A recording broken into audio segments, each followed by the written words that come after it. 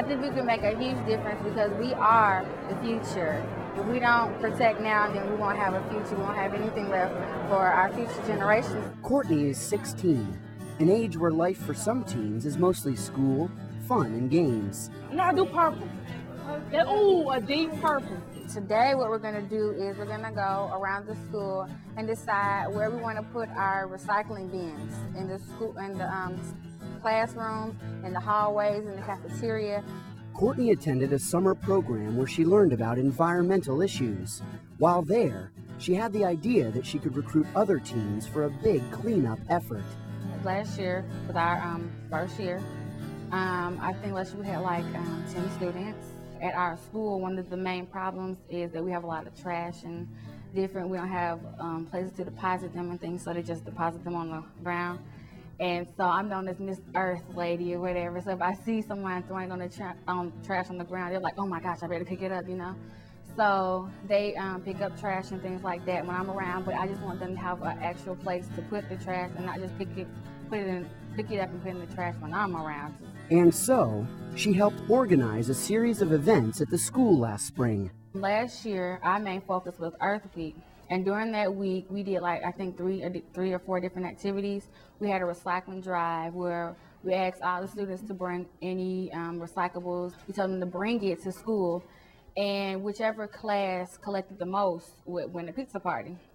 I think we collected around 1,000 articles of aluminum and I think around 1,000 plastics. Now, Courtney's volunteerism goals are expanding. Last year was about getting the school involved, but this year is about the community. So we were planning to have like an environmental fair. And during the environmental fair, maybe we could have them, begin the schoolyard habitat also. Getting other students and the community involved in volunteerism can take a lot of time and effort. But she says her plan to start small and grow will pay off in a big way.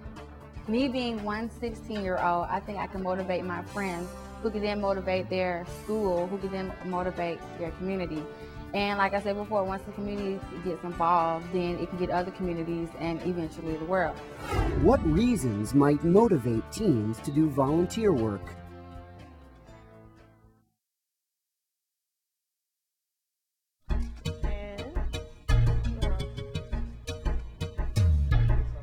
There are many benefits to volunteering. It makes you happier, helping people out, like bring something out in you that you usually wouldn't feel. Personally, I get a feeling that I belong to something that's part of positive things that are going on in the community.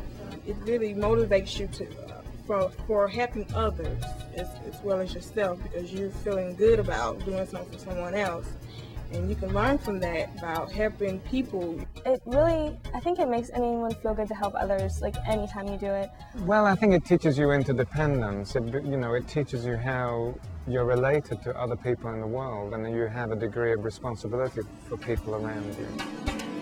It's reading about a 7.2, 7.3. I had never really known what it was to get out here and make a difference.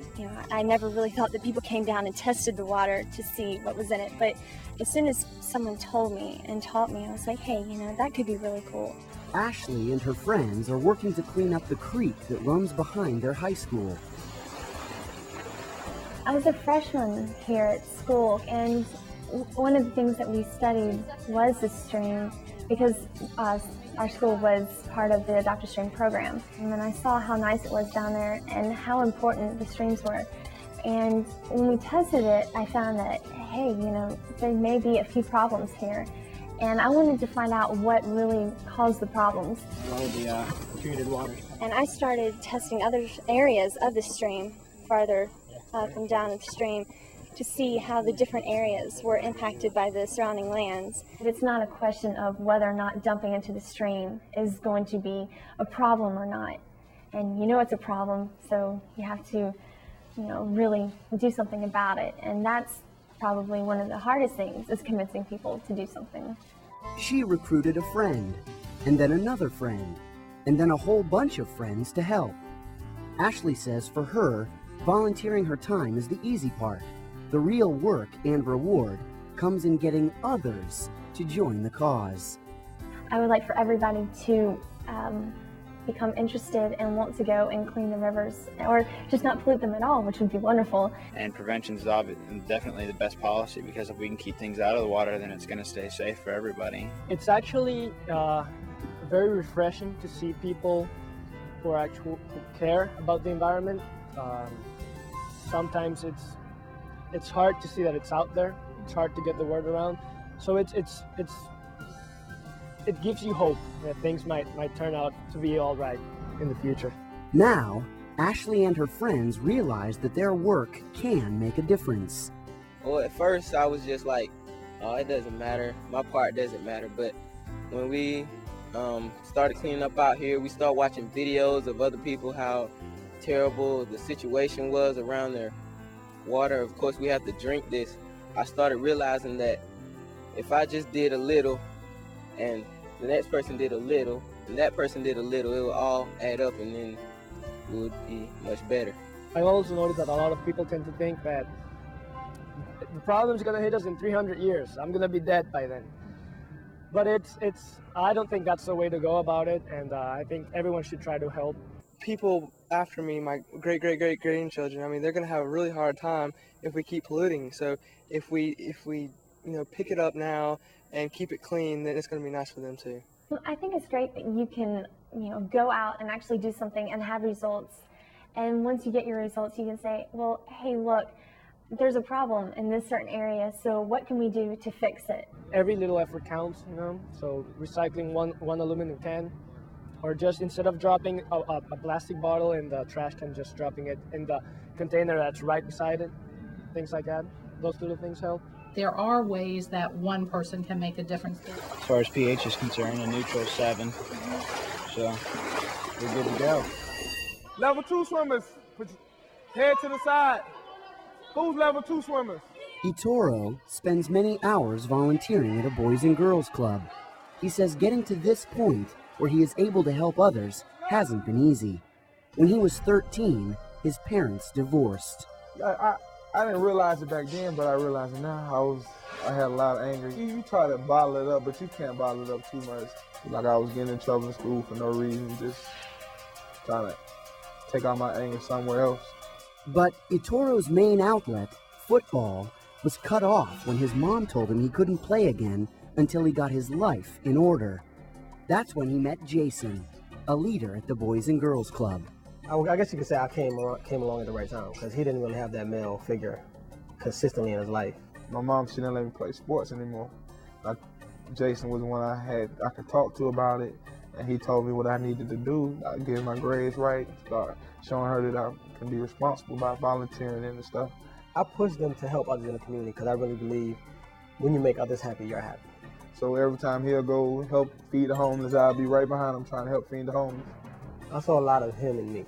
A lot of me and him. He kind of turned that anger around into like helping out. Instead of being so angry at somebody else, why don't you go out and help him out? You all right, man? Like the club, man? Y'all like it? Y'all like going swimming? Volunteering first, I was just trying to get back to playing sports again, playing football at school. And I wasn't too much worried about the people I was affecting. I was just trying to get back with my mom so she would let me play sports. But, after you do so much, you can't help but to start loving it, because you see the people's lives you're changing. And it's been like a big difference in my life, too. And I think part of that is because you feel needed, you feel wanted, you feel like you're using and developing yourself and your strengths. Just working with the kids, they just, you don't realize it till it's over how much they affect you. And they affect me. You get so attached to them that you don't want to let them go. Monique also mentors younger kids. Is that what happened for real? She has a special connection with these kids, a connection that she hopes will make a difference in their lives. I think it helps when it's coming from somebody that's closer to their age instead of, because adults, I think like younger kids see adults as people that tell them what to do and how to do it. But if it comes from somebody that's closer to their age, then maybe it'll reach them, or they'll listen to them more. Okay, how about this? The next time, if there is a next time, the next time that somebody does something like that to you, are you gonna throw them back, or are you gonna come tell somebody so you won't get in trouble? Right. She works here 2 days a week, not for money, but... Ooh, it makes me feel so good because, I mean, somebody my age, usually it's kind of hard to, you know, feel like, oh, I made a difference in doing this. But with the kids, they are the people that make me feel like I'm doing, like I really am somebody, like I'm doing something. Every time she comes to the Boys and Girls Club, I give her a hug and never stays off of her because I like her so much. I think I wouldn't trade her for the world. Ben spends his summers helping build homes that others will live in. He's part of Habitat for Humanity, an organization that builds homes for needy families. It's hard work, and he gives up a lot of Saturdays when he could be doing other things. Why does he do it? One of the main parts about it is the friends you make, you know, up on the roofs or in some house you're fixing up, doing renovation work. It's the kind of people that are attracted to this kind of work. It's selfless people that realize other people's needs and are not focused, you know, on making money for yourself, but also you could, you know, realize other people's needs and kind of give back to the community. Ben says the benefits are twofold. You help others and yourself. At some point you have to take responsibility for yourself and say, I'm old enough to make this decision, and you know, I need to start giving back to the community instead of just receiving from it. I think Ben knows who he is, and you know, he has abilities and he has responsibilities to use those abilities. He knows where they came from, and you know, I think ego and humility, you know, how you feel about yourself has a lot to do with understanding who you are. It's really hard to put into words, and it's just a wonderful feeling. That was, and my thought was, you know, I'm proud of the job we did, and I'm glad we could help out. Vishnu is helping the community and exploring a possible career path in the process. This is a Correlate health publication. He's volunteering at a hospital. How did you get interested in the hospital work? Are you learning a lot about the medical profession while you're here? Definitely. Yeah, you don't get paid, but see, that's not the issue, really. You know, the issue is just helping out, you know, and you have fun while you do it. I think that's a very encouraging step, and I hope other students also follow that get the first-hand knowledge of what is the real world. Vishnu isn't sure if he'll study medicine, but he says what matters to him the most right now is that he's helping others. It's great, you know, so many people, so many, you know, so much interaction with other people, really. And hopefully when they're 30, 40, 50, 60, 70 years old, they'll still have that sense of volunteerism and giving back to the community, whether it's at a hospital or a soup kitchen or whatever the place may be. It's there, and if it's there, you must, you know, seize the opportunity.